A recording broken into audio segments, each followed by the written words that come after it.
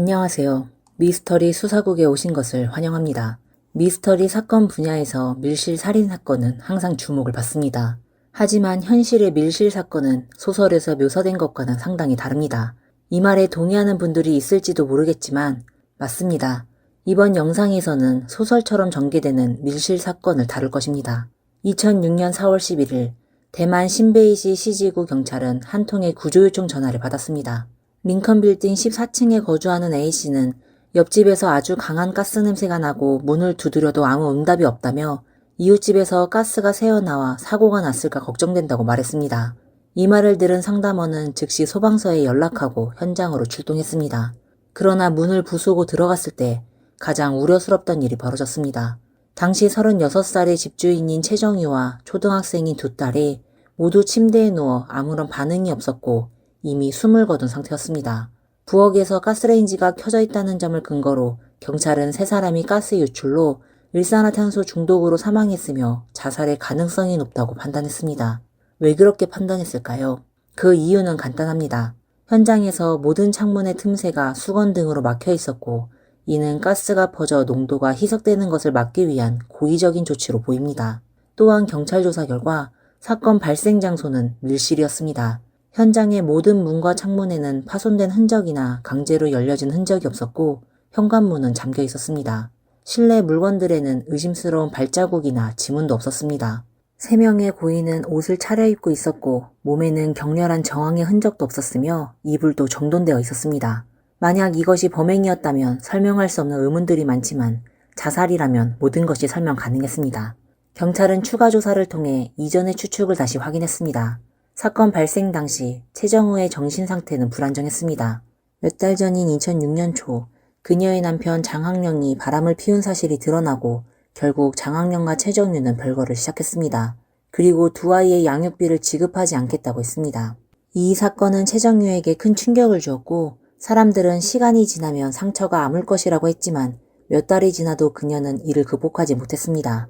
그래서 이 사건은 사실이 분명한 일륜적인 비극으로 최정유는 절망 속에서 자살을 결심했지만 두 딸을 돌봐줄 사람이 없을까 걱정해 결국 그녀들과 함께 생을 마감하기로 결심한 것처럼 보였습니다.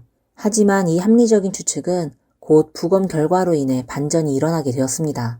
부검 검사 결과 최정유의 체내 일산화탄소 혈중 농도는 12.3%였고 두 딸인 장기문과 장영문의 일산화탄소 농도는 각각 15.8%로 모두 경증 중독에 해당했습니다. 이 정도 농도의 일산화탄소는 치명적이지 않을 것으로 보였습니다.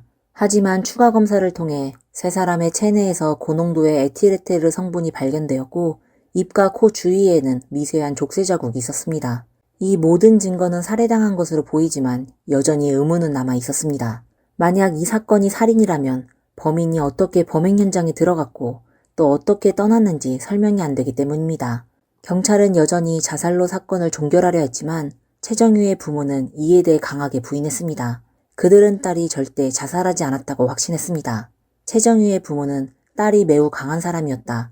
결혼 생활에서의 변화가 큰 충격을 주었지만 몇 달 동안 우울했을 뿐이었다. 하지만 최정유는 식물 기름을 만드는 기술로 안정적인 수입을 얻으며 기본적인 생활을 유지하고 있었습니다.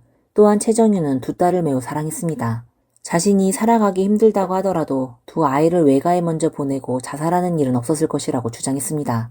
부모의 이의제기에 대해 시지경찰은 아무런 답을 하지 못했습니다. 그렇다면 이제 사건을 살인으로 풀어봐야 한다는 방향으로 조사를 진행해야 했습니다.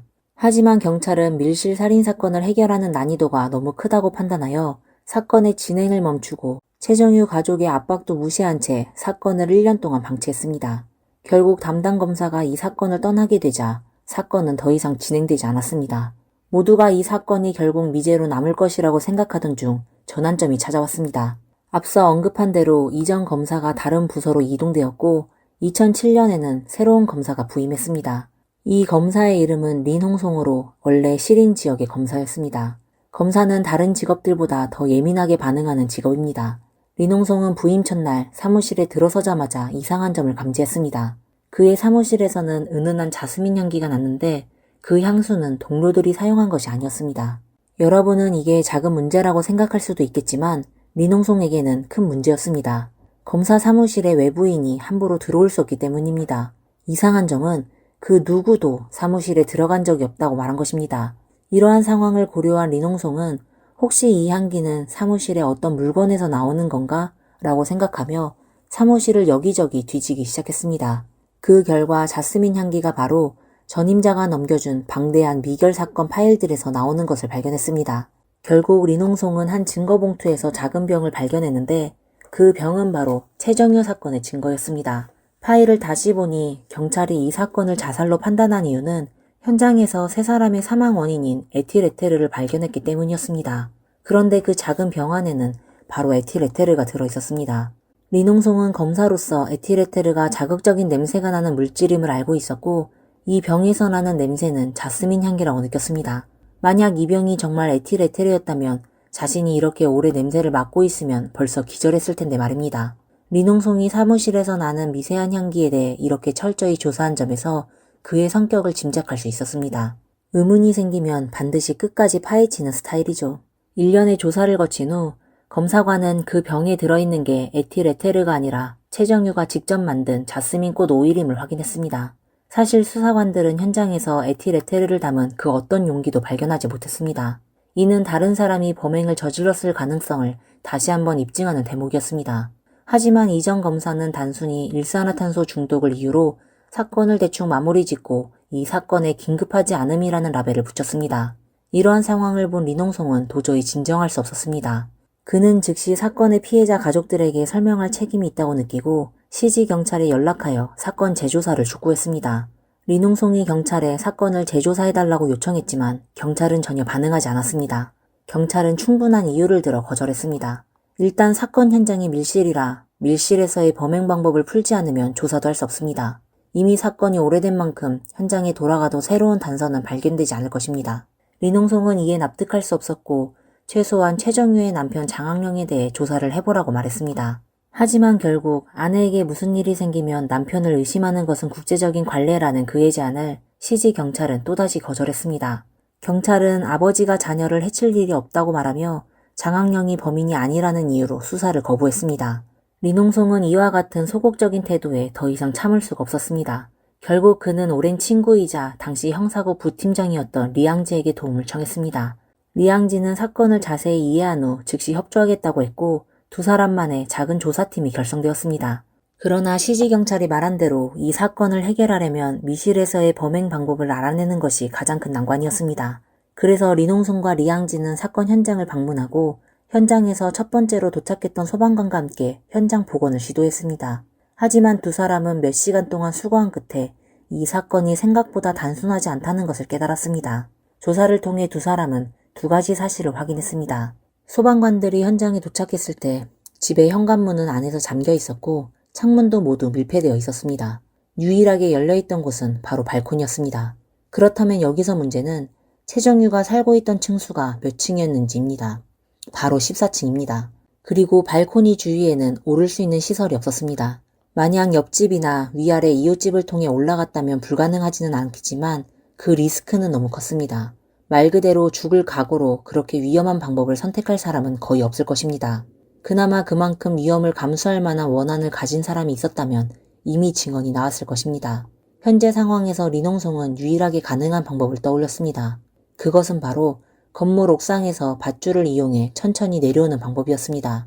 이 방법은 듣기에 너무 터무니없을 수 있지만 셜록 홈즈는 모든 불가능한 경우를 배제했을 때 남은 유일한 가능성이 비록 비논리적이라도 사실일 수 있다라는 말을 남겼습니다. 그렇게 두 사람은 옥상으로 향했고 리앙지가 도착한 순간 그는 옥상 안쪽에서 철제 세탁 건조대를 발견했습니다. 그 철제 건조대는 오래된 바람과 햇볕에 의해 이미 녹슬어 있었고 그로 인해 두 개의 새겨진 긁힌 자국이 매우 눈에 띄게 보였습니다.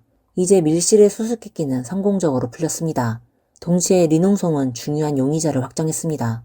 그 사람은 바로 최정유의 남편 장학령이었습니다. 왜 갑자기 장학령이 중요한 용의자로 떠오르게 된 걸까요? 그 이유는 간단합니다. 일반 사람이 건물 옥상에서 밧줄을 타고 내려오는 것을 감히 할 수 있을까요? 아마도 대부분의 사람들은 절대 못할 것입니다. 그런데 장학령의 직업은 에어컨 설치 기사였습니다. 이 사실이 중요한 이유는 에어컨 설치 기사라면 옥상에서 밧줄을 타고 내려오는 것 같은 작업은 익숙할 수 있다는 점입니다. 하지만 불행하게도 리농송과 리양지가 장학령에 대한 경찰의 질문 기록을 열람하려고 했을 때 그 기록은 매우 엉성하게 작성되어 있었습니다. 과장하지 않고 말하자면 기록에는 거의 아무런 유용한 정보도 없었습니다. 많은 사람들이 떠올릴 수 있겠지만 용의자를 다시 경찰서로 불러서 재조사하면 되지 않겠냐고 생각할 수 있습니다. 사실 사건 발생 후 얼마 지나지 않아 장학령은 중국으로 일하러 떠났고 지금 어디에 있는지 알 수 없었습니다. 만약 준비 없이 급하게 연락을 시도한다면 장학령이 협조할지 의문이었고 설령 연락을 하더라도 수사에 큰 어려움을 초래할 수 있었습니다. 그런 상황에서 리농송은 어떻게 해야 할지 몰라 고민하고 있던 중 뜻밖에도 최정유의 어머니가 그를 찾아왔습니다. 그녀는 매우 이상한 꿈을 꾸었다고 말했습니다. 꿈에서 최정유는 두 딸과 함께 나타나 장학령이 바로 이 사건의 범인이라고 지목하며 사건의 전개를 자세히 설명했다고 합니다. 최정유는 어머니에게 장학령이 옥상에서 밧줄을 타고 발코니로 들어갔다며 손으로 입과 코를 막고 자신들과 딸을 해쳤다고 말하면서 부모가 자신을 위해 복수해달라고 부탁했다고 했습니다. 이 말을 들은 리농송은 크게 놀랐습니다. 앞서 말했듯 그는 밀실 범행의 방법을 이미 풀었고 이 사실은 리양지 외에는 아무도 알지 못했습니다. 그리고 리양지는 자신이 초빙한 외부 협력자였습니다. 피해자 가족이 리양지와 접촉할 이유는 없었죠. 따라서 최정유가 어머니에게 꿈에서 사건의 세부 사항을 전했다면 이는 단순한 우연이 아니라 어떤 신비한 힘이 작용한 것일 수도 있다고 생각했습니다. 리농송은 또 하나의 생각을 떠올렸습니다. 혹시 자신을 그 사건 파일로 이끈 자스민 향기 역시 최정유의 의도였을까요? 최정유의 어머니가 꿈에서 사건의 세부 사항을 언급한 것을 보았을 때 리농송은 다시 현장을 방문해 새로운 단서를 찾을 수 있을지도 모른다고 생각했습니다. 그리하여 현장으로 향한 리농송은 14층의 복도에 도달했을 때 갑자기 뒤에서 누군가가 자신을 지켜보고 있다는 느낌을 받았습니다.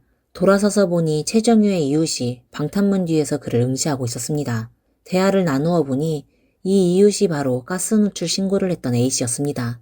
A씨는 평소 최정유와 그녀의 딸들과 매우 친밀한 관계였고 최정유가 어려움에 처했을 때는 자주 두 아이를 맡아서 돌봐주곤 했습니다. 사건이 이렇게 오래 해결되지 않자 A씨는 수사관들에 대해 조금 불만을 가지고 있었습니다. A씨가 불만을 토로한 후 장학령에 대해 또 다른 폭로를 했습니다. 그는 장학령이 심술궂은 사람이라며 아파트 단지의 카드게임에서 수옥진이라는 유부녀를 만나 둘이 서로 바람을 피우게 되었다고 비난했습니다. 리농송은 A씨가 그렇게 많은 이야기를 하는 것을 보고 자연스럽게 그럼 사건 발생 당일에 장학령을 받는가? 라고 물었습니다. 그랬더니 A씨는 내가 이미 그 비디오 테이프를 경찰에 넘겼잖아요 라고 되묻는 것이었습니다. 그 말에 리농송은 깜짝 놀랐습니다. 사실 사건 발생 후 A씨는 최정유가 자살했을 리가 없다고 생각하여 건물 관리인에게 요청해 그날의 CCTV 영상을 확인했습니다. 결과적으로 사건 발생 당일 새벽에 계단에서 안전모를 쓰고 우비를 입은 신비로운 인물이 올라가는 모습이 포착되었고 그 모습은 장학령과 비슷한 체형이었습니다. A씨는 이 영상을 바로 경찰에게 넘겼습니다. 이 말을 들은 리농송은 급히 CCTV 영상을 찾아봤지만 예상치 못한 일이 벌어졌습니다. 그렇게 중요한 증거가 아무도 신경 쓰지 않는 구석에서 발견되었고 보관 상태가 나빠 데이터를 읽을 수 없는 상태가 되어 있었습니다. 리농송과 리양지는 그 영상을 복구하려고 개인 비용을 들여 시도했지만 결국 아무것도 복구할 수 없었습니다. 두 사람은 그 일에 매우 화가 났습니다. 사건이 이 지점까지 오자 리농송과 리양지는 마지막으로 한 가지 방법만 남았습니다. 바로 장학령의 애인인 수옥진을 추적하는 것이었습니다. 최정유와 장학령은 원래 아무런 갈등이 없었고 문제는 제3자가 끼어들면서 갈등이 생긴 것이었습니다. 두 사람은 여러 번 불륜 문제로 큰 싸움을 벌였고 그것이 아파트 단지의 모든 주민들이 알게 된 큰 이슈였습니다. 이로 인해 수옥진은 매우 불만을 품고 최정유가 자기의 명성을 망치려 한다고 느꼈습니다. 따라서 사건의 동기는 이 외도와 밀접한 연관이 있을 가능성이 높았습니다. 수옥진이 사건에 어떤 형태로든 관여했을 가능성이 커졌고 그녀로부터 중요한 단서를 찾을 수 있을 것으로 생각했습니다. 리양지는 수옥진에 대해 배경조사를 시작했고 그 결과 이 여자가 분명히 문제가 있는 인물임을 발견했습니다. 수옥진은 성격이 거칠고 행동이 과감했으며 유부녀임에도 불구하고 여러 남자와 애정관계를 유지하고 있었습니다. 그녀의 불륜 사실은 주민들 사이에 널리 알려졌고 그녀는 이에 대해 말하는 사람을 만나면 곧바로 욕설을 퍼부었습니다. 하지만 그 모든 것이 단지 도덕적인 문제일 뿐이었습니다. 그런데 사건 발생 후 수옥진은 한 명의 사법경찰과 엮였고 그녀가 가장 좋아했던 대화 주제는 바로 거짓말 탐지기의 결과를 어떻게 왜곡할 수 있을지였습니다. 또한 통신회사에서 제공한 기록에 따르면 사건 발생 전후로 수옥진과 장학영의 연락이 빈번했고 사건 발생 중에는 두 사람이 계속해서 통화를 하고 있었습니다. 리농송은 원래 수옥진에게 사건에 대한 정보를 얻고자 했을 뿐이었으나 위의 정보를 알게 된 후 수옥진과 장학영이 사건 발생 동안 자주 연락을 주고받았다는 이유로 바로 수옥진을 체포했습니다. 그러나 수옥진에게서 유의미한 정보를 얻는 것은 거의 불가능했습니다. 수옥진은 조사를 받으면서 나는 장학영을 전혀 모른다 라고 차분하게 진술했습니다. 다행히 리농송은 이에 대한 예상을 하고 있었습니다. 수옥진은 자신이 경찰서에서 조사를 받고 있는 동안 이미 다른 경찰들이 그녀의 집을 수색하고 있었습니다. 그리고 집에서 발견된 장학영과의 친밀한 사진들이 수옥진이 거짓말을 하고 있다는 것을 증명했습니다. 더 중요한 것은 경찰이 수옥진의 컴퓨터에서 에틸에테르의 사용 방법과 구매 경로를 검색한 기록을 발견했으나 수옥진은 이에 대해 합리적인 설명을 할 수 없었습니다. 다른 사람이라면 이 시점에서 유의미한 말을 할 법도 했지만 수옥진은 예상보다 훨씬 더 강한 정신력을 보였습니다. 아무리 조사를 받아도 입을 열지 않았고 법정에서 정해진 시간까지 버텼고 결국 경찰은 그녀를 더 이상 압박할 수 없어 풀어주기로 했습니다. 그러나 운명의 장난일까요? 수옥진이 경찰서를 떠난 직후 담당 경찰이 중요한 정보를 하나 입수했습니다. 바로 수옥진의 친구인 전 씨가 수옥진에게 소형 화물차를 빌려주었고 에틸에테르 구매 경로를 소개해준 사실을 경찰에 알린 것입니다. 이후 수옥진은 에틸에테르를 성공적으로 구입했고 그 과정에서 장학영도 함께 있었다고 말했습니다. 이로 인해 수옥진은 다시 경찰서로 소환되었습니다. 수옥진은 처음에는 매우 강하게 나갔지만 경찰이 자신을 다시 잡아들었을 때 중요한 단서들을 이미 쥐고 있다는 사실을 깨달았습니다. 이번에는 그녀의 태도가 완전히 달라졌고 조건을 내걸기 시작했습니다.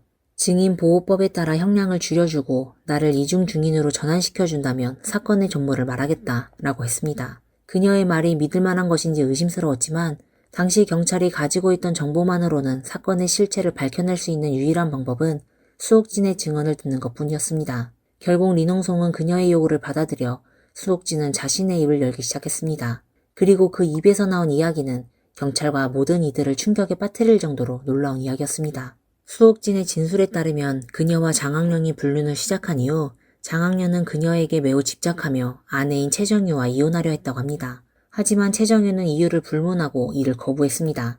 어느 날 장학영은 수옥진에게 피를 청소하려면 에틸에테르가 필요하다며 구매 경로를 알아봐달라고 부탁했습니다. 수옥진은 별다른 의심 없이 인터넷에서 검색을 하고 친구에게 부탁하여 결국 에틸에테르를 구입했습니다. 그 사건이 끝날 줄 알았던 수옥진은 2006년 4월 10일 사건 발생 당일 새벽에 장학영에게서 전화를 받았습니다. 전화를 받자마자 수옥진은 여성의 울음소리를 들었고 잠시 후에는 아빠라는 목소리와 절망적인 몸부림 소리가 들렸습니다. 그녀는 그 순간 이 소리가 최정유와 두 딸의 목소리라는 것을 깨달았습니다. 사실 장학영은 그 순간 전화를 통해 자기가 범행을 벌이고 있다는 것을 생중계하고 있었습니다. 모든 것이 조용해진 후 수옥진은 충격을 받았고 왜 아이들까지 해쳤냐고 물었을 때 장학영은 아이들을 없애지 않으면 우리가 아이들을 키우겠냐며 차분하게 대답했다고 합니다. 이제 수옥진의 진술을 바탕으로 장학영을 체포하는 것이 경찰의 최종 목표였습니다. 경찰은 보험 영업사원으로 위장해 장학영에게 전화를 걸어 그의 고인이 된 아내 최정유가 그에게 보험금을 받을 수 있다는 사실을 알렸습니다. 금전적 유혹에 빠진 장학영은 주저없이 대만으로 돌아왔고 공항에서 대기 중이었던 경찰에 의해 현장에서 체포되었습니다. 수옥진의 증언 덕분에 장학영은 별다른 저항 없이 아내와 두 딸을 해친 사실을 인정했지만 그가 말한 사건의 전개는 수옥진의 말과 크게 달랐습니다. 장학영은 모든 것이 수옥진의 유도에 의한 것이라고 주장했습니다. 처음에는 사람을 해칠 생각이 없었지만 수옥진이 여러 차례 그를 위협하고 최정유와 두 딸을 해치지 않으면 더 이상 만날 수 없다고 협박했다고 주장했습니다. 수옥진은 심지어 범행 도구까지 준비하고 범행 경로까지 계획했다고 했습니다. 비록 수옥진은 현장에 한 번도 직접 가지 않았지만 그녀가 이 사건의 진짜 주범이라는 것입니다. 경찰은 누구의 말이 진실인지 판단할 수 없었고 결국 두 사람은 법정에 넘겨졌습니다. 2008년에 대만 고등법원은 수옥진이 사건에 참여한 것은 인정했지만 주범으로 단정짓기는 어렵다고 판단했습니다. 또한 수옥진은 이미 이중 증인으로 변호를 받고 있었기에 10년형을 선고받았습니다. 반면 장학영은 처음 4번의 재판에서 사형을 선고받았지만 마지막 재판에서 그가 나는 마귀에 홀린 짐승이었다 라며 물부짖는 모습을 보였고 법원은 그의 참회를 인정해 사형에서 무기징역으로 감형했습니다. 원래 10년형을 선고받았던 수옥진은 교도소에서 모범적인 태도를 보였고 2015년 9월에는 7년 6개월 만에 가석방되었습니다. 3명의 무고한 생명이 결국 이런 결과를 초래하게 된 것에 대해 많은 이들이 쓸쓸함을 느꼈습니다. 오늘의 영상은 여기까지입니다. 여러분들은 어떻게 생각하시는지 댓글에 여러분의 의견을 남겨주세요. 저희 영상이 마음에 드셨다면 좋아요와 구독 부탁드립니다. 그럼 다음 시간에 다시 찾아뵙겠습니다. 감사합니다. 안녕하세요. 미스터리 수사국입니다. 1964년 6월 30일 새벽 마이애미의 고급 아파트에서 69세의 부유한 사업가 자크 모슬러가 자택에서 39번 찔려 사망했습니다. 그러나 조사 결과는 경찰을 크게 놀라게 했습니다. 사건의 발생하기 훨씬 전부터 자크의 41세인 아내인 캔디스 모슬러는 자신의 친언니의 아들, 즉 그녀의 19세 조카 멜빈 파워스와 불륜 관계에 있었습니다. 자크는 물론 이 사실을 알고 있었고 아내는 멜빈에게 직접 말했습니다. 네가 나를 기쁘게 하는 곳, 그곳은 상상조차 할 수 없을 만큼 대단해. 그러나 자크는 이혼할 용기가 없었습니다. 자크는 유명한 구두쇠로서 자신의 재산을 캔디스에게 나눠줄 생각조차 없었기 때문입니다. 캔디스 역시 이혼할 생각이 없었습니다. 그들은 서로가 죽을 때까지 버티고 있었습니다. 왜냐하면 혼전 계약서에 따르면 부부 중 한쪽이 사망하면 다른 한쪽이 전 재산을 받게 되어 있었기 때문입니다. 그리고 바로 그 시점에 자크는 갑자기 피살되었습니다. 캔디스와 멜빈은 막대한 재산 때문에 자크를 살해했을 가능성이 있었을까요? 꼭 그렇지는 않을 수도 있습니다. 경찰 기록에 따르면 단 1년 동안 자크를 죽이겠다는 협박을 한 사람이 최소 12명이나 있었습니다. 자크는 어떻게 이렇게 많은 사람을 적으로 만들었을까요? 이 모든 것은 자크가 가난한 소년에서 대부호가 되기까지의 과정을 보면 알 수 있습니다. 자크는 1896년 5월 5일 루마니아 갈라치에서 태어난 유대인이었습니다. 4살 때 자크의 가족은 고향을 떠나 미국 시카고로 이주했습니다. 가난한 집안 형편 때문에 자크는 몇 년 학교를 다니지도 못하고 생계를 돕기 위해 일하러 나갔습니다. 생계를 위해 그는 라살 스트리트에서 신문을 팔고 멀로 스트리트에서는 사탕을 팔았습니다. 재밌게도 시카고에는 도박과 성매매 등 불법 산업이 많았는데 거리에서 일하던 자크는 이들 산업의 운영 방식을 빠르게 터득했습니다. 그리고 나서 그는 티켓을 사서 되파는 일을 전문적으로 했습니다. 점차 자크는 많은 고객들이 생각만큼 부유하지 않다는 것을 알게 되었습니다. 그들은 도박을 하고 싶어 했지만 티켓 비용조차 지불할 수 없는 상황이었습니다. 그래서 자크는 모아둔 자금을 사용해 고객들에게 소액 대출을 제공하기 시작했습니다. 단 몇 년 만에 자크는 개인 대출의 개념을 놀라운 수준으로 끌어올렸습니다.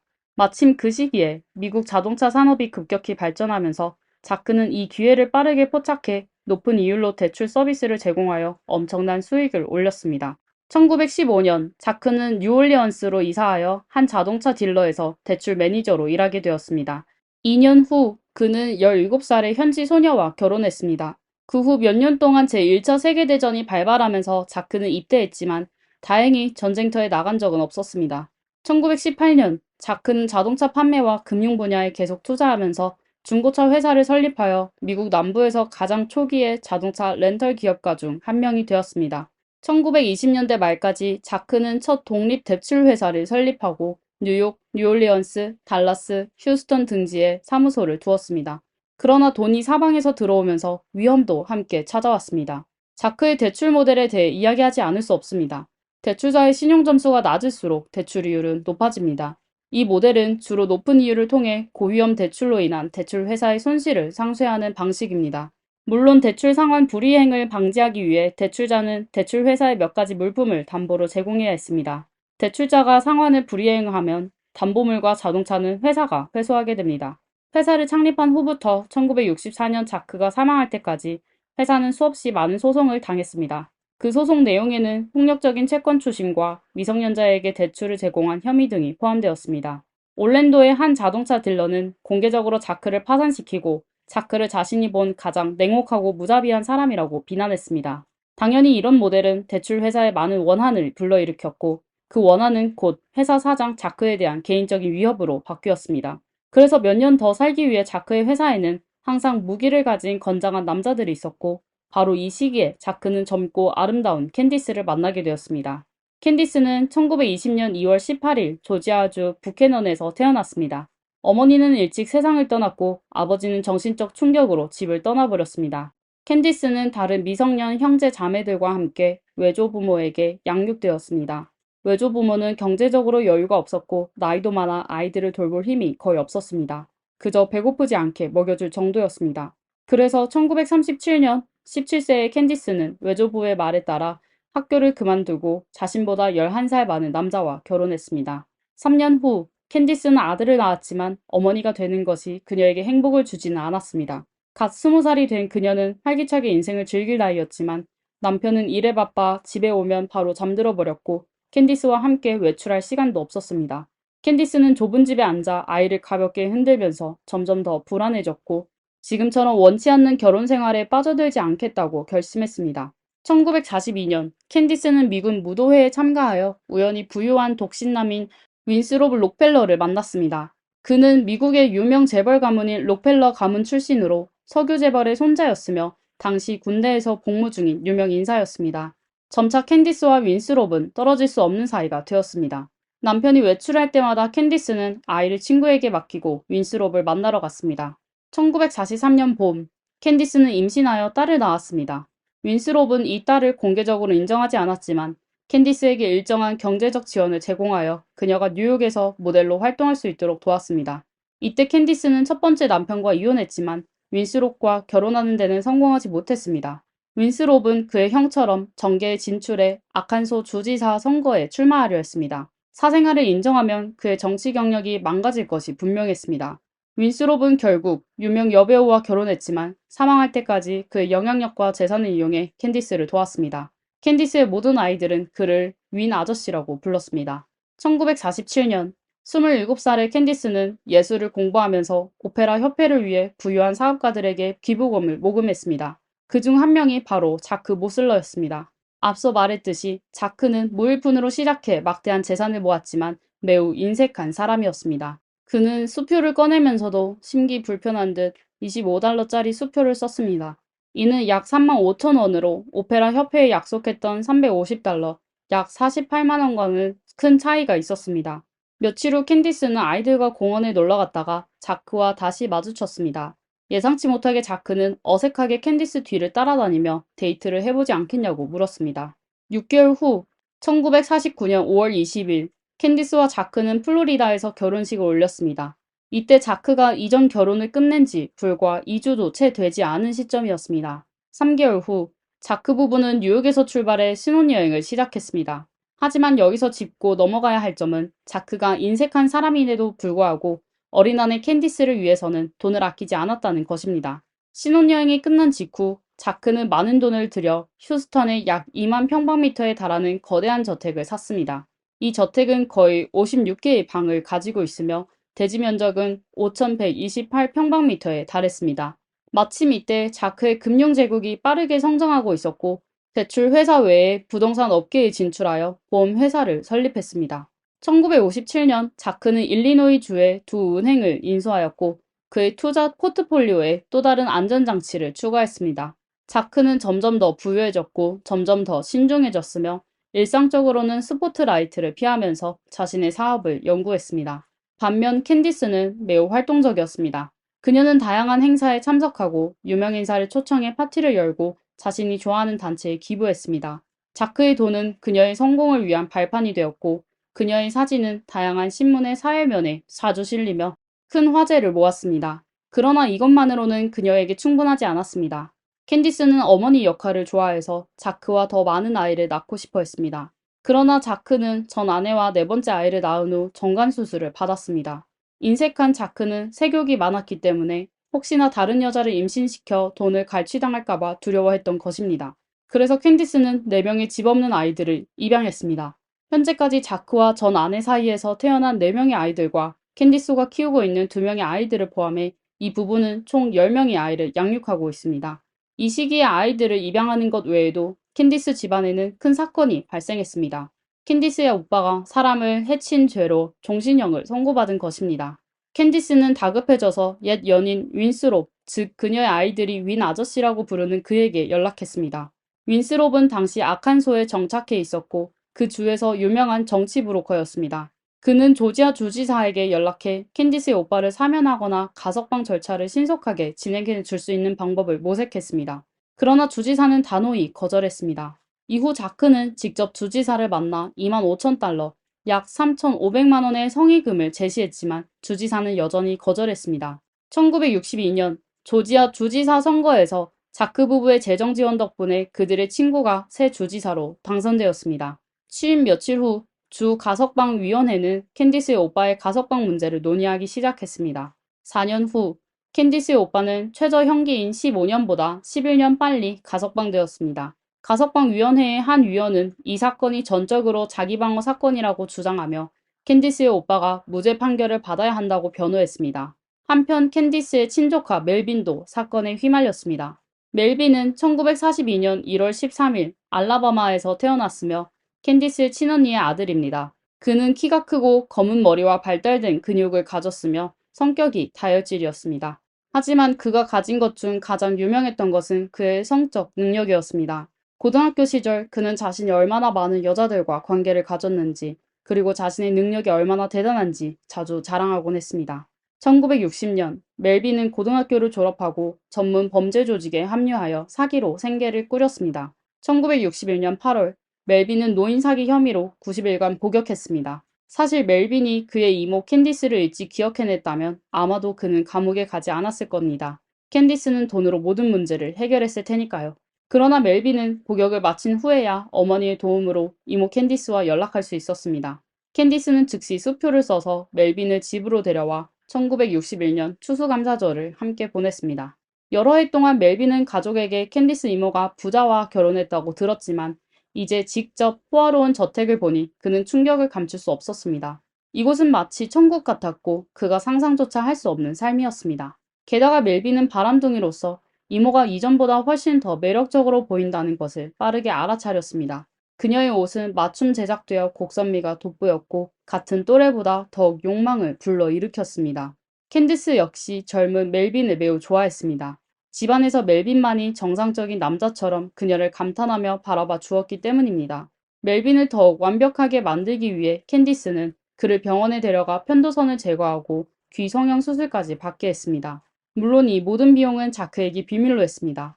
자크는 멜빈을 정말 싫어해서 항상 그를 소년범이라고 부르며 빨리 집을 나가길 바랐기 때문입니다. 멜빈 역시 자크를 경멸했습니다. 고리대금 업으로 돈을 번 이 부자를 멸시하며 두 사람은 집안에서 불구대천의 원수 같았습니다. 1962년 새해가 지나자마자 자크는 멜빈에게 집 수리 일을 제안했습니다.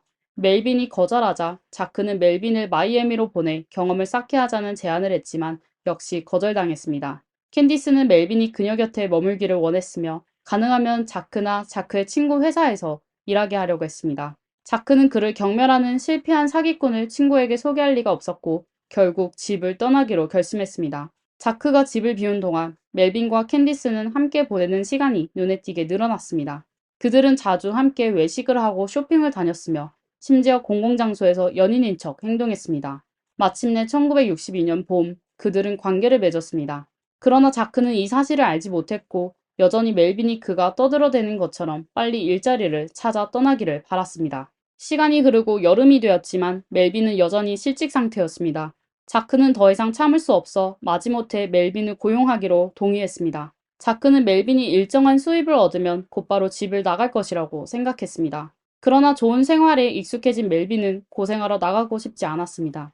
멜빈은 전혀 나갈 생각이 없었고 이모와 떨어질 줄 몰랐으며 두 사람의 공공장소에서의 친밀한 행동은 종종 사람들을 불편하게 만들었습니다. 지역 주민들 중 몇몇은 캔디스가 멜빈과 불륜 관계에 있다고 의심했지만 두 사람의 혈연 관계를 고려해 이 추측을 부정했습니다. 하지만 시간이 지나면서 소문은 자크의 귀에도 들어갔습니다. 자크가 이런 명백한 사실을 믿을 리가 없었습니다. 그는 캔디스와 멜빈의 친척 관계를 너무나 잘 알고 있었고 캔디스가 멜빈과 불륜 관계라는 말은 어불성설이라고 생각했습니다. 가끔 자크가 외출할 때 다른 사람들의 이상한 눈빛과 속삭임을 느낄 때는 조금 불편하기도 했습니다. 그는 이제 멜빈이 당장이라도 나가주기만을 바랐습니다. 1963년 5월 멜빈과 캔디스는 더욱 대담해졌습니다. 자크의 한 직원이 레스토랑에서 캔디스가 멜빈의 사타구니에 손을 올리는 것을 직접 목격했습니다. 그 직원은 오랫동안 고민하다가 결국 상사에게 이 사실을 알렸고 그 상사는 다시 다른 동료들에게 이를 전했습니다. 곧 소문은 자크의 모든 회사에 퍼졌고 자크는 가장 나중에 알게 되었습니다. 그는 거의 무너질 지경이었습니다. 1963년 6월의 어느 아침, 자크는 다시 캔디스에게 멜빈이 이사가야 한다고 말했습니다. 캔디스는 분노하여 목소리를 높였습니다. 그녀는 말했습니다. 멜빈은 절대 나가지 않을 거야. 이렇게 많은 아이들을 돌보는 게 당신이 아니잖아. 멜빈이 나를 얼마나 많이 도왔는지 당신은 알기나 해? 마이애미에 자주 가는 이유가 그곳에 또 다른 가정이 있기 때문이라는 걸 모를 줄 알아? 당신이 개자식아. 자크가 마이애미에서 실제로 바텐더와 바람을 피웠는지 여부는 알 수 없지만 그 순간 중요한 것은 다툼에서 밀리지 않는 것이었습니다. 자크는 차갑게 물었습니다. 그래서 그게 당신이 멜빈과 잠자리를 하는 이유인가? 캔디스는 갑자기 싸움을 멈추고 조용히 웃으며 멜빈의 기술이 얼마나 뛰어난지 칭찬하기 시작했습니다. 그녀는 멜빈이 나를 얼마나 행복하게 해주는지 당신은 상상도 못할 거야 라고 말했습니다. 자크는 충격을 받았습니다.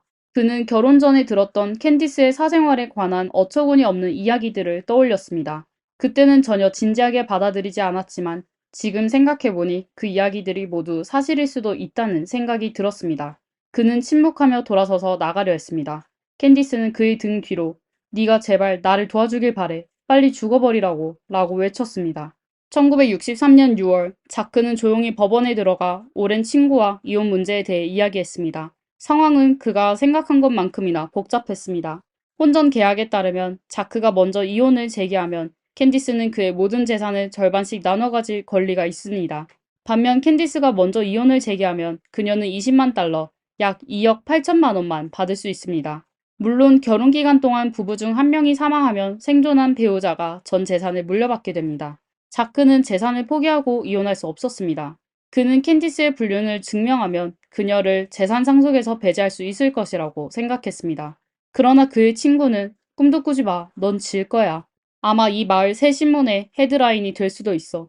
친구로서 내가 해줄 수 있는 건 멜빈을 집에서 쫓아내는 것뿐이야. 그 외에는 나도 도울 수 없어. 라고 말했습니다. 1963년 6월 20일 오후 2명의 사복 차림의 검사들이 멜빈에게 퇴거 명령을 전달했습니다. 멜빈이 집 밖으로 끌려나가던 중 자크가 현관에 서 있는 것을 보고는 얼굴이 붉게 변하며 소리쳤습니다. 나는 반드시 돌아올 거야. 두고 보라고. 연인이 쫓겨나는 것을 본 캔디스는 매우 화가 났지만 재산을 생각하면 자크에게 이혼을 요구할 수는 없었습니다. 그녀는 웃으며 자크에게 말했습니다. 당신이 우리를 만나지 못하게 할 수 있다고 생각해? 당신 같은 지루한 늙은이가 이혼 신청이라도 해보시지. 난 이미 당신한테 질렸어. 그날 이후 자크는 마이애미의 작은 옥탑방 아파트로 이사했고 변호사에게 이혼 방법을 찾아보라고 의뢰했습니다. 그러나 큰 사업가로서 피할 수 없는 것은 아내와 함께 행사에 참석하는 일이었습니다. 1964년 3월 초 업무 관계로 인해 자크는 며칠 동안 다시 저택에서 지내게 되었고 4명의 입양된 아이들과 함께 외식을 했습니다.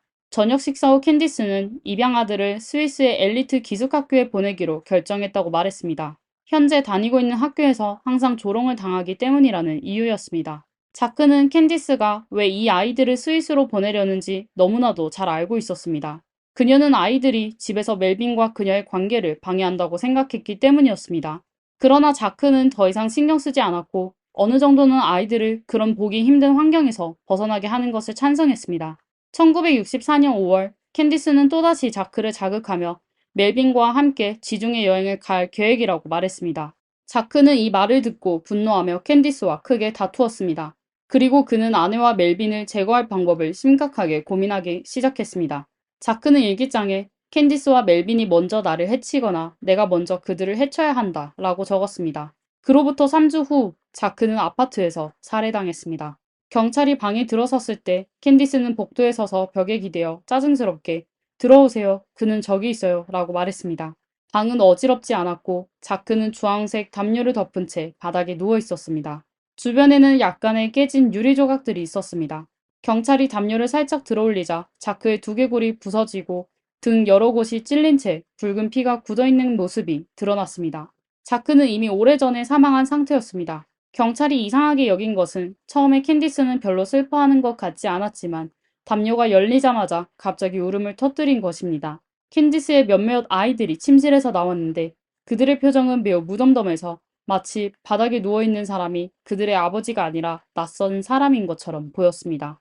캔디스의 말에 따르면 사건 당일 밤 12시 45분에 그녀는 아이들과 함께 마이애미 중심부의 호텔로 우표를 사러 갔습니다.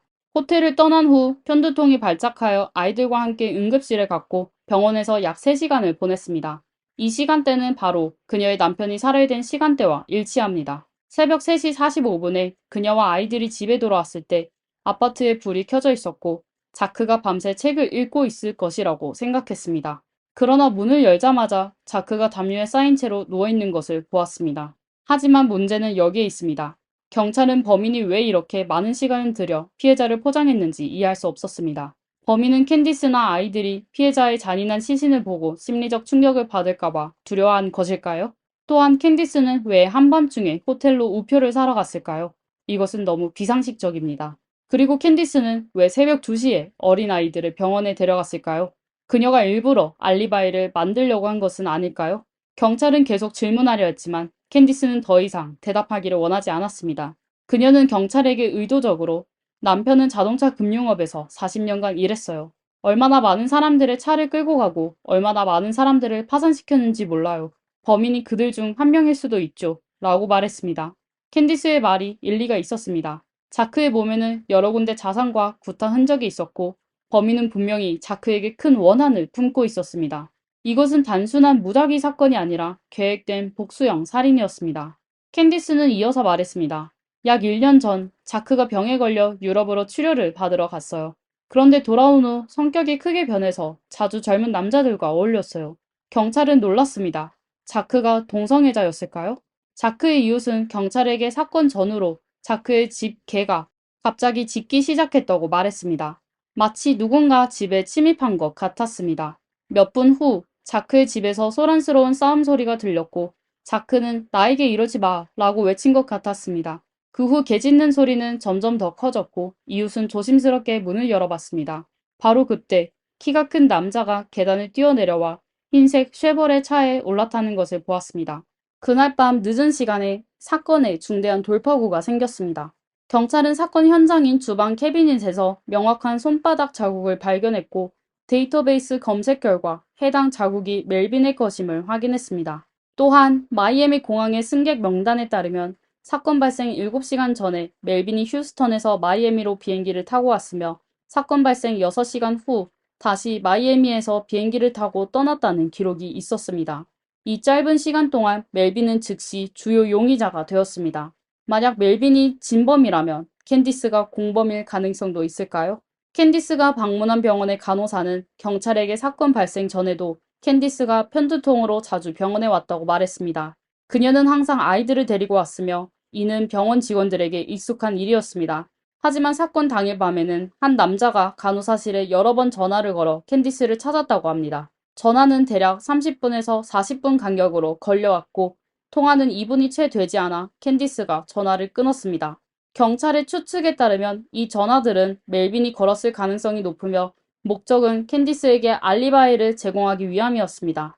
캔디스는 자크의 시신을 발견한 후 즉시 경찰에 신고하지 않고 먼저 자크의 개인 의사에게 연락했으며 30분이 지나서야 경찰에 신고했습니다. 이 시간 동안 무슨 일이 있었던 걸까요?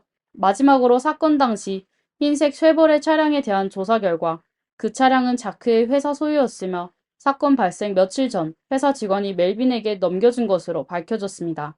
하지만 캔디스는 경찰에게 그 차를 회사 직원에게 넘겼다고 거짓말했습니다. 경찰이 차 안에서 멜빈의 지문을 발견하지 않았다면 속을 뻔했습니다. 1964년 7월 3일 멜빈은 체포되었습니다. 체포 이유는 수년 전의 교통 위반 경장이었습니다. 현재 경찰의 증거만으로는 멜빈을 살인 혐의로 기소하기에 충분하지 않았고 신문에서 돌파구를 찾을 수밖에 없었습니다. 멜빈은 결국 압박을 견디지 못하고 경찰 앞에 놓인 증거 더미를 가리키며 말했습니다. 사실 그 증거들은 경찰이 겁주기 위해 가져온 쓸모없는 서류들이었습니다. 멜빈은 얼굴이 창백해지며 말했습니다. 당신들이 이미 모든 걸 알고 있는데 내가 뭘 더 할 수 있겠어요? 다른 사람을 끌어들이라고요? 난 아무 말도 하지 않을 거예요. 차 안에 내 지문이 있다는 걸 알고 있지만 공항과 병원에서도 날 본 사람이 있다는 것도 사실이에요. 멜빈은 결국 캔디스의 이름을 언급하지 않았지만 누군가가 살인에 가담했다는 사실은 인정했습니다. 7월 4일 오후 경찰은 멜빈을 고의 살인죄로 공식 기소했습니다. 캔디스는 이 소식을 듣고 즉시 고에게 변호사를 고용하여 멜빈을 구출하겠다고 맹세했습니다. 변호사의 이름은 퍼시 포어맨으로 미국에서 가장 유명하고 성공적인 변호사 중 한 명입니다. 그전에 포어맨은 350건 이상의 살인사건을 변호했지만 단 한 건만 패소한 경력이 있습니다. 그의 뛰어난 변호 실력 때문에 지역 주민들은 포어맨을 고용하는 것이 유죄를 인정하는 것과 같다고 말하곤 했습니다. 그렇지 않다면 왜 그렇게 변호에 자신이 없겠느냐는 것입니다. 포어맨은 스스로도 농담으로 그들이 정말로 유죄라면 내 변호사 비용이 그들에게 가장 큰 처벌이 될 것이다 라고 말하곤 했습니다. 포어맨의 변호사 비용은 상당히 비쌌습니다. 자동차 한 대가 3,000달러, 약 414만 원일 때 포어맨의 기본 수입은 20만 달러에 달했습니다. 캔디스의 개인 자산은 동결된 상태였고 자크의 재산이 유언 검증을 통해 해제되어야만 접근할 수 있었습니다. 다행히도 캔디스의 개인 금고에는 자크가 생전에 준 다양한 보석들이 있었고 그 가치는 10만 달러를 넘었습니다. 포어맨은 캔디스가 그에게 보석을 건네줄 때의 표정이 남편의 죽음에 대해 이야기할 때보다 훨씬 더 슬퍼 보인다는 것을 알아차렸습니다. 1966년이 다가오면서 재판 날짜가 점점 가까워지자 캔디스의 변호팀도 활발히 움직이기 시작했습니다. 그들은 모든 기회를 잡아 법원에 남성만으로 구성된 배심원을 요청하는 동의를 제출했습니다. 변호사 포어맨은 오직 남성 배심원들만이 캔디스의 매력을 이해하고 그녀의 행동을 이해할 수 있을 것이라고 생각했습니다. 1966년 2월 1일 자크 살인 사건에 대한 재판이 공식적으로 시작되었습니다. 캔디스는 시상식에 참가하는 것처럼 우아하게 차려입고 기자들의 포위 속에서 법정으로 들어갔습니다. 처음 보기에는 경찰이 승리를 확신하는 듯 보였습니다. 범죄 현장과 의심스러운 차량에서 멜빈의 지문이 발견되었고 취소된 수표와 항공사 기록도 사건 당시 멜빈이 마이애미에 있었음을 증명했습니다. 멜빈의 옷에서도 빨간 자국이 발견되었고 무엇보다도 검찰은 멜빈의 자백 녹음을 가지고 있었습니다. 그러나 살인 무기의 부재는 기소의 신뢰성을 크게 떨어뜨렸습니다. 게다가 캔디스는 명확한 알리바이를 가지고 있는 까다로운 상태였습니다. 그녀는 멜빈이 입양된 아이라고 이야기하며 그와 혈연 관계가 없다고 주장했습니다. 검찰은 CCTV가 가득한 지금 시대에 살지 않는 것을 한탄할 수밖에 없었습니다. 그 외에도 검찰은 심각한 문제에 직면했습니다. 법의학자는 자크의 몸에서 한 가닥의 머리카락을 발견했는데 이 머리카락은 멜빈, 캔디스 또는 집안의 어느 아이의 것과도 일치하지 않았습니다. 이것은 사건 현장에 실제로 다른 누군가가 있었음을 나타내는 것일까요? 이 의문만으로는 변호 측은 공략할 틈을 잡을 수 있었습니다. 왜냐하면 변호 측은 처음부터 캔디스와 멜빈의 무죄를 증명하려고 하지 않았습니다. 그들의 전략은 항상 검찰의 허점을 찾는 데 집중해왔습니다. 예상대로 재판이 시작되자마자 변호사 포함에는 피해자인 자크가 얼마나 끔찍한 악마였는지를 주장하기 시작했습니다. 포함에는 자크가 사업적으로 냉혹하고 무자비하여 여러 가정을 파괴했을 뿐만 아니라 사생활에서도 끔찍했다고 주장했습니다. 그는 신분을 위장하여 고등학생과 대학생 남자들에게 접근한 뒤 그들과 관계를 맺은 후 그 사실을 이용해 그를 협박하는 남성들을 제거하기 위해 범죄자를 고용했다고 말했습니다. 변호 측의 주장에 따르면 경찰은 최소한 12명의 자크를 죽이겠다고 위협한 사람들의 명단을 가지고 있었지만 경찰은 그중 한 명도 소환하지 않았습니다. 경찰은 이미 캔디스와 멜빈을 범인으로 간주하고 그들을 체포했기 때문에 처음부터 잘못된 방향으로 나아가며 진짜 자크를 살해했을 가능성이 있는 범인을 놓치고 말았다는 것입니다. 변호 측의 증거에 따르면 사건 당일 밤 자크의 아파트 근처에서 빨간 액체가 묻은 옷을 입은 한 남성 동성애자가 체포되었습니다. 체포 시간과 사건 발생 시간은 거의 일치하지만 경찰은 그를 풀어주었습니다. 1시간도 채 되지 않아 변호 측은 여러 가지 의심스러운 상황을 제기하며 경찰을 궁지에 몰아넣었습니다. 검찰 측에는 캔디스에게 불리한 증거가 거의 없었기 때문에 캔디스와 멜빈의 관계를 증명할 수는 있어도 그 관계가 살인으로 이어졌다는 것은 증명할 수 없었습니다. 검찰은 자크가 사망하기 전 멜빈이 1,000달러, 약 138만 원을 제안하며 자크를 제거해달라고 부탁한 적이 있다고 말하는 3명의 범죄자 증인을 찾았습니다. 그러나 변호 측은 범죄자들은 원래 신뢰할 수 없으며 감형을 위해 증언을 조작했을 가능성이 있다고 주장했습니다. 또한 이는 멜빈이 누군가를 해치려 했다는 것을 증명할 수 있을지언정 실제 살인 사건과 연결할 수는 없다고 했습니다. 만약 멜빈이 정말로 계획적으로 자크를 살해하려 했다면 왜 멀리서 무기를 가져와 자크를 공격하지 않고 대신 칼로 찌르는 방식을 선택했을까요?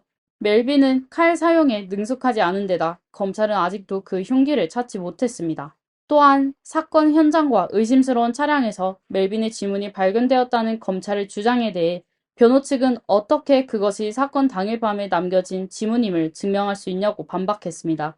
변호 측은 검찰이 가정부가 테이블을 닦다가 놓친 지문을 본 적이 없냐고 물었습니다. 자신의 주장을 입증하기 위해 변호사는 엄지손가락을 종이 한 장에 눌러찍고는 검찰 측의 작은 공무원에게 종이를 움직이지 않으면 지문이 얼마나 오래 남아 있을지 물었습니다. 공무원은 궁지에 몰려 만약 방해받지 않으면 영원히 남아있을 것이라고 대답할 수밖에 없었습니다. 이후 재판에서 검찰은 멜빈의 지문 외에도 사건 현장 아파트에서 신원을 확인할 수 없는 26개의 지문이 더 발견되었다는 것을 인정할 수밖에 없었습니다. 재판은 한 달 넘게 진행되었고 1966년 3월에 배심원단은 판결을 내렸습니다. 결과는 모두의 예상을 벗어나 멜빈과 캔디스는 모두 무죄 판결을 받았습니다. 몇 달 후 멜빈과 캔디스는 공식적으로 동거를 시작하며 자유롭고 즐거운 생활을 했습니다.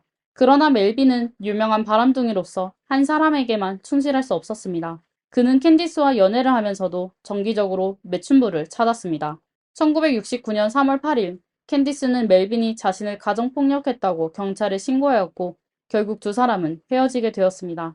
주목할 만한 점은 소송에서 승소한 이후 캔디스는 변호사 포어맨에게 남은 변호사 비용을 지불하는 것을 잊어버린 것처럼 행동했다는 것입니다.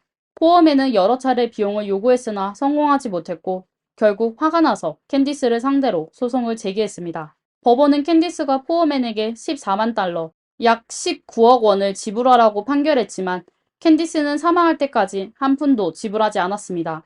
많은 사람들은 캔디스가 재판 중에 자신과 멜빈의 불륜을 인정한 포어맨을 매우 싫어했다고 생각했습니다. 한편 멜빈과 헤어진 후 캔디스는 32살의 운동선수와 교제하였고 두 사람은 1971년 7월에 결혼하였습니다. 그러나 결혼 후 1년도 되지 않아 부부는 사소한 일로 크게 다투었습니다.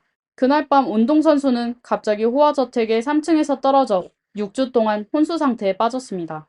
그가 어떻게 떨어졌는지는 아무도 알지 못하지만 어쨌든 1975년 두 사람은 이혼했습니다.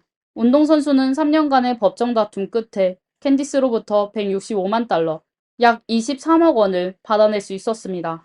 1976년 10월 25일, 캔디스는 마이애미로 회의를 주재하러 갔습니다. 그날 밤 10시에 편두통이 재발하여 의사가 찾아와 두 번의 돌란틴 주사와 한 번의 페네르간 주사를 놓았습니다. 새벽 1시경, 캔디스는 꿈에서 깨어나 어렴풋이 몇 개의 캡슐을 더 복용했습니다. 오전 9시 50분, 캔디스는 약물 과다 복용으로 사망한 것으로 확인되었으며 장례식은 3일 후에 열렸습니다. 예상치 못하게도 34살의 멜빈은 캔디스를 마지막으로 배웅하기 위해 특별히 찾아왔습니다. 캔디스의 유언에 따라 그녀는 자크의 곁에 묻혔습니다. 그녀는 자신이 사랑하는 남자와 영원히 함께하고 싶다고 말했습니다. 캔디스가 사망할 당시 그녀의 개인 자산은 1억 달러, 약 1380억 원에 달했습니다. 그녀는 자크가 남긴 유산을 3배로 불렸지만 재산을 10명의 아이들에게 공평하게 나누지 않았습니다. 대신 대부분의 재산을 그녀의 친딸에게 남겼고 일부는 친아들과 가장 어린 양자에게 남겼습니다. 다른 아이들에 대해서는 그들은 나에게 자식으로서의 관심, 사랑, 애정을 보여주지 않았다고 말했습니다. 멜빈은 결국 2010년 10월에 사망했으며 그 이전에는 부동산 개발을 통해 억만장자가 되었습니다. 하지만 시장이 불안정해지면서 멜빈은 파산을 선언할 수밖에 없었고 큰 부침을 겪은 후 다시 부동산 사업에 뛰어들어 작은 규모의 회사를 운영했습니다. 조사에 따르면 멜빈은 평생 결혼하지 않았고 자녀도 없었습니다. 자, 이것으로 이번 사건의 모든 과정을 마칩니다. 시청해주셔서 감사합니다. 제 영상을 좋아하신다면 좋아요와 구독을 잊지 말아주세요. 다음 영상에서 다시 뵙겠습니다.其实这几年一到深夜的时候吧，自己躺在床上回想这些种种事情的时候，特别难过，特别懊悔。在这里，我想郑重的对大家说一句对不起，我已经不再是过去的那个郭妹妹了，现在我是一个。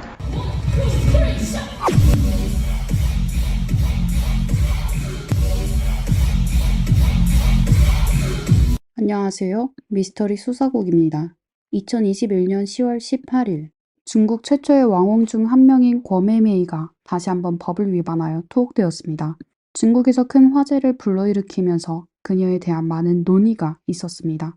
오늘은 중국판 상류층 여성인 거메이메이에 관해 이야기를 하겠습니다. 2011년 6월 20일 중국 소셜 네트워킹 웨이보에 메이메이 베이비라는 닉네임을 한 소녀가 인터넷을 뜨겁게 달궜습니다.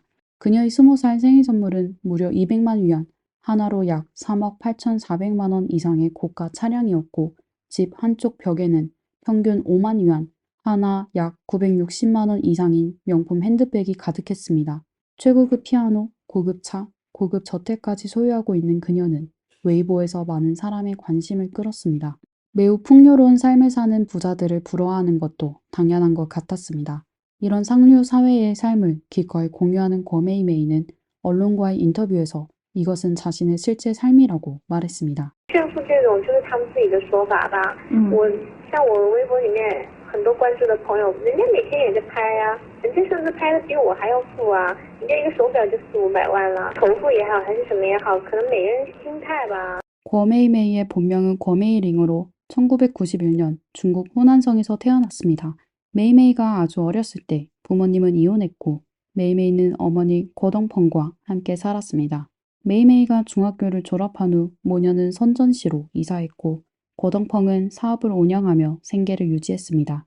하지만 메이메이의 아버지는 사기 혐의로 체포되었고 어머니는 남녀의 연애를 이어주는 곳을 운영하며 인간관계가 복잡했으며 메이메이의 큰 이모는 몸을 팔기 위한 사람들을 수용한 일로 감옥에 갔고 삼촌은 마약 매매와 불법 마약 흡입으로 감옥에 갇혔습니다. 이 가족은 법을 무시하고 돈만 있으면 이 사회에서 이겼다고 믿습니다.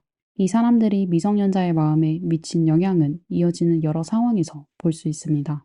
17살 때 여전히 고메이링이라고 불렸던 메이메이는 어머니가 항상 사랑에 빠져 자신을 돌볼 수 없다고 했습니다. 고덩펑의 사회적 지위에 대한 인식은 물질적인 것에 제한되어 있었고 이러한 인식은 딸에게 서서히 영향을 미쳤습니다. 어머니와 딸이 고급차에 앉아있는 사진으로 고메이메이는 어렸을 때부터 사치스러운 생활을 즐긴 것을 알 수 있습니다. 고덩펑은 또한 딸이 연예계에 진출하는 인생계획을 세웠고 딸의 운명을 읽을 수 있는 스승을 찾아갔습니다. 스승이 딸의 이름을 메이메이로 바꾸면 나중에 큰일을 해낼 수 있다고 했습니다. 스승이 한 말이 정말 맞았습니다. 메이메이는 가족이 저지른 일들을 직접 모아 생생한 교육적 교훈을 주었습니다. 大家好，我叫郭美玲，我来自北京电影学院表演系。我为大家唱一首王菲的《旋木》。拥有华丽的外表和绚烂的灯光，我是匹旋转木马，身在这天堂。不管我能够为你有多长，至少能让你幻想与我飞翔。 그 후 메이메이는 베이징에 가서 다양한 오디션을 참가했습니다. 사치스러운 생활을 즐기는 그녀는 연예계 진출을 위해 성형까지 하면서 모든 수단을 썼지만 그녀의 사업은 아무런 발전도 없었습니다. 18살 때 10만 위안, 한화 약 1,900만 원이 넘는 시계와 빨간색 미니쿠퍼 차를 잇따라 받은 메이메이는 무명 소녀에서 부자로 돌변했습니다. 그 후 웨이보에서 볼 수 있듯이 그녀의 생활은 럭셔리했습니다. 20살 생일 때 메이메이는 마세라티 한 대뿐만 아니라 람보르기니 한 대도 받았습니다. 메이메이는 자신이 보여주는 상류사의 생활은 부를 과하게 자랑하는 것이 아니라 단지 자신의 일상을 기록한 것이다 라고 했습니다. 그녀는 웨이보에 오랜만에 람보르기니를 타보는데 람보르기니보다 나의 마세라티가 더 나은 것 같다는 글을 올린 적이 있습니다. 이때쯤 네티즌은 메이메이가 이 많은 돈을 어린 나이에 어떻게 벌었는지만 궁금했습니다. 그러나 그 후에 일어난 일들은 사회적 관심을 불어일으켰고 당시 공입사업에도 쓰라린 피해를 주었습니다. 2011년 5월 메이메이의 웨이보 인증은 갑자기 배우에서 중국 적십자사 상업 총경리로 변경되었습니다. 이 인증은 본인이 웨이보에 정보를 올려야만 얻을 수 있는 것입니다. 그 후 메이메이는 자신을 엘리트 계층이라는 꼬리표도 달았습니다. 오직 20살의 소녀이지만 슈퍼카, 럭셔리한 생활, 자선단체, 리더십 클래스, 일련에 주목할 만한 행동을 한 메이메이는 사람들의 관심을 끌었습니다. 당신은 20살 재벌 2세입니까? 아니면 20살에 부자를 찾았습니까? 이 인증은 또 어떻게 된 것입니까? 무슨 내막이 있습니까? 국민의 성금으로 사익을 취하는 건 아닙니까? 라는 댓글이 많았지만 메이메이는 남들이 뭐라고 하든 신경 쓰지 않고 악명을 뒤집어 쓰고 데뷔를 선언했습니다. 메이메이는 2011년 8월 웨이보에서 싱글 팅커벨 걸을 발표했습니다. 메이메이의 웨이보 친구 목록에 거창장 RC라는 아이디가 있었는데 거창장은 당시 중국 적십자사 부총재였고 RC는 적십자 레드크로스의 약자입니다. 두 사람 모두 거라는 성을 가졌으니 아버지와 딸일 수 있을까요? 그러나 거창장은 메이메이를 모른다며 오직 아들만 있다고 해명했습니다. 또한 거창장은 웨이보에 등록한 적이 없다고 많은 이들이 증언했습니다. 얼마 지나지 않아 거창장 RC라는 계정은 웨이보를 탈퇴했고 적십자사는 메이메이와 아무런 관계가 없다고 밝혔으며 신분을 위조한 혐의로 메이메이를 신고했습니다. 그 후 메이메이는 적십자사와 아무런 관련이 없다는 해명글을 올렸고 웨이보는 인증심사에 실수가 있었다며 사과했습니다. 그럼 자선단체를 이용해서 돈을 번 것이 아니었다면 메이메이의 경제적 출처는 어디일까요? 사람들의 많은 지르에 거덩펑은 메이메이와 한 토크쇼에 출연했습니다. 토크쇼에서 거덩펑은 사업 초기의 주식으로 몇 달 만에 500만 위안, 약 9억 6천만 원을 벌었고 선전에 집 두 채도 소유하고 있다고 말했습니다. 메이메이는 엄마의 합작 파트너들이 자기를 총회에서 미니쿠퍼를 제외한 고급 차들과 시계를 선물했다고 말했습니다. 메이메이가 말한 합작 파트너 중에 왕준이라는 선전에 한 부유한 상인이 있었습니다. 메이메이는 그를 의부라고 하지만 사실 그와 메이메이는 연인 관계였고 나이차가 많이 나서 의부라고 했습니다. 왕진의 씀씀이는 호탕했습니다. 수양딸 메이메이 생일에 200만 위안, 약 3억 8,400만 원의 마세라티를 선물했고 그의 명의로 된 람보르기니도 몰 수 있게 했습니다. 이런 사실이 인터넷에 노출되자 메이메이 모녀가 어렵게 쌓아 올린 이미지가 무너지자 거덩평은 왕쥐는 메이메이의 생부이기 때문에 연인관계가 아니라고 주장했습니다. 그러나 더 많은 욕설이 쏟아지고 사업에 큰 타격을 입은 왕쥐도 그녀들과 연락을 끊었습니다. 2013년 메이메이는 다양한 인맥으로 영화를 찍었지만 영화들의 퀄리티는 좋지 않았고 평점도 좋지 않았습니다. 그래도 메이메이는 인터넷을 통해 홍보하는 한편 자신의 작업실을 만들고 각지에서 상업 공연을 진행했습니다.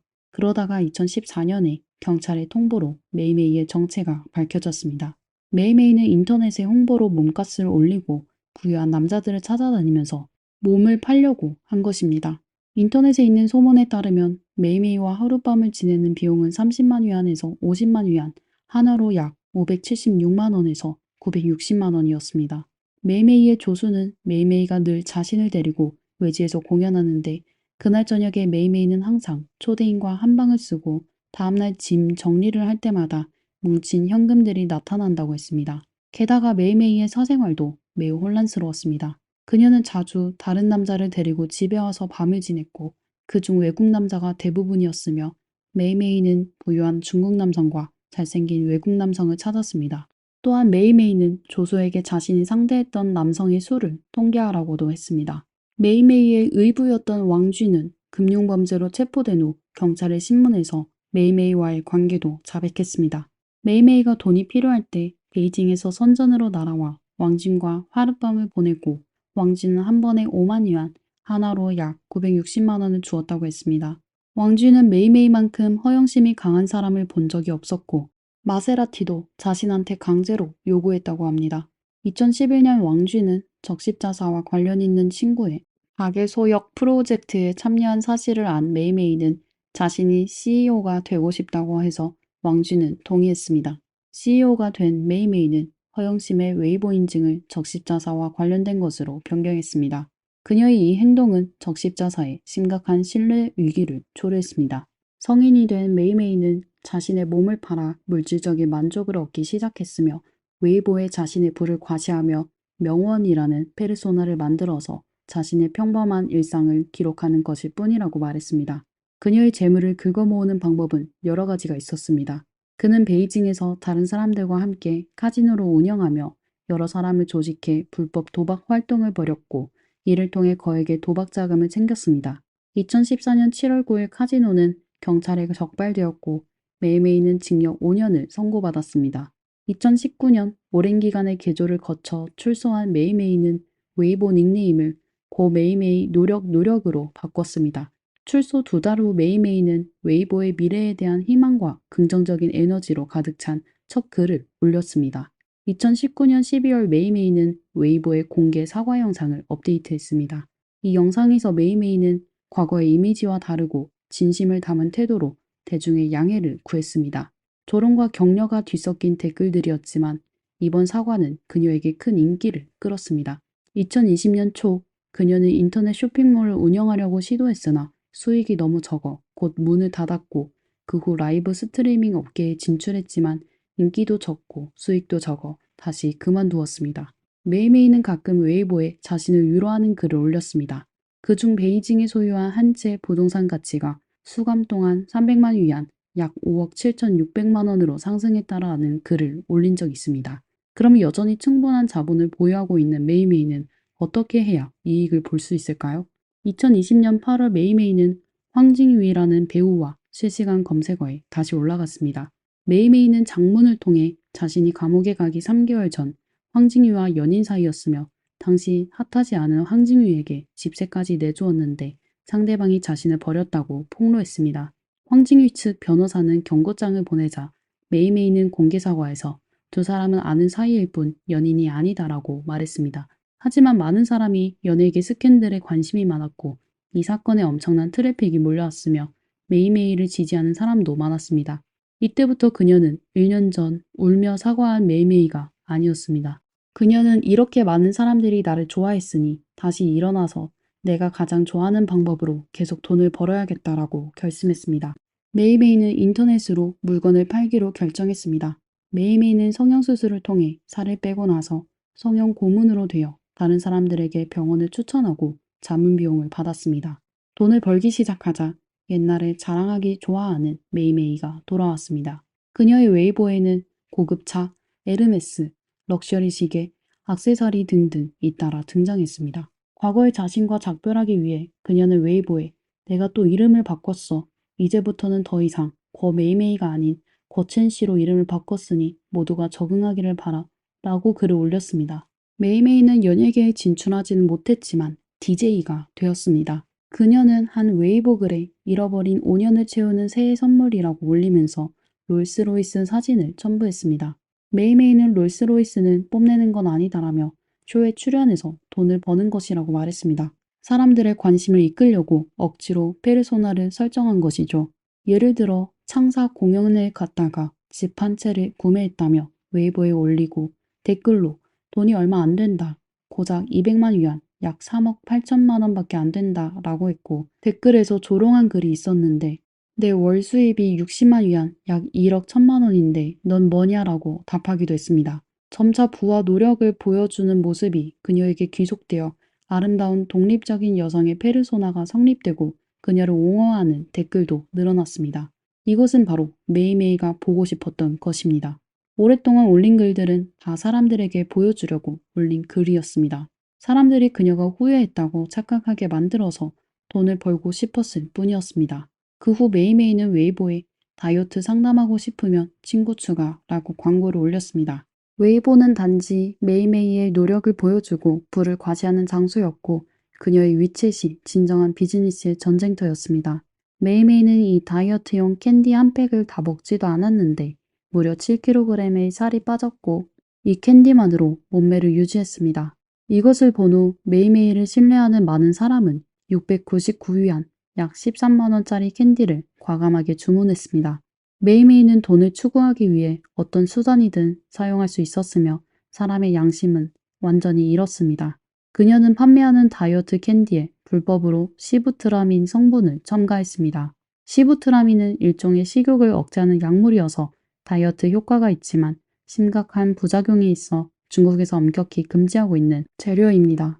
메이메이가 금지 성분이 함유된 것을 알고도 판매했다는 사실은 더 이상 무지가 아니라 범죄입니다. 2021년 3월 메이메이는 또다시 체포되었고 경찰은 5천만 위안, 약 96억 원이 넘는 유해 다이어트 제품을 압수했습니다. 2021년 10월 18일 메이메이는 징역 2년 6개월에 벌금 20만 위안, 약 3,840만 원을 선고받았습니다.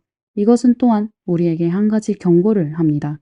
빠른 체중 감량 제품은 모두 허위 홍보 및 사기이며 이러한 제품은 존재하지 않습니다. 지방을 줄이고 살을 빼는 데는 지름길이 없으므로 약을 먹는 것은 취할 만한 것이 아닙니다. 20살에 몸을 팔아 유명세를 탔고 24살에 도박장을 차리고 감옥에 들어갔으며 30살에 금지 약물을 팔아 또 체포된 메이메이는 왜 이렇게 많은 악행을 저질렀을까요? 첫 번째 이유는 그녀의 출신 가족 때문입니다. 아이들이 자랄 때 가족의 영향을 가장 많이 받죠. 어른들이 잘못된 생각을 가지고 있다면 아이가 잘못된 길을 택하는 것은 놀라운 일이 아닙니다. 가정은 한 사람의 기점을 결정했을 뿐만 아니라 한 사람의 종점을 결정합니다. 메이메이 자신도 가족의 전통을 이어받은 것입니다. 비록 수년간의 교육 개조를 거쳤지만 여전히 그녀의 행동과 심리를 바꾸기 어렵습니다. 그녀는 다른 사람이 자기를 어떻게 보는지에 대해 극도로 신경을 썼으며 또 자신이 남들과 다르다는 것을 증명하려고 했었습니다. 대다수 돈을 벌기 위해 평생 열심히 노력하는 사람들은 세상에서 가장 많은 돈을 버는 방법은 법률에 적혀 있다라는 말을 알지만 이 길을 선택하는 사람은 적습니다. 이들이 어리석어서 그런 걸까요? 아닙니다. 단지 자신의 존엄과 양심을 더 지키려 할 뿐입니다. 오늘의 영상은 여기까지입니다. 영상이 마음에 드셨다면 좋아요와 구독을 눌러주세요. 미스터리 수사국이었습니다. 다음 영상에서 또 뵙겠습니다.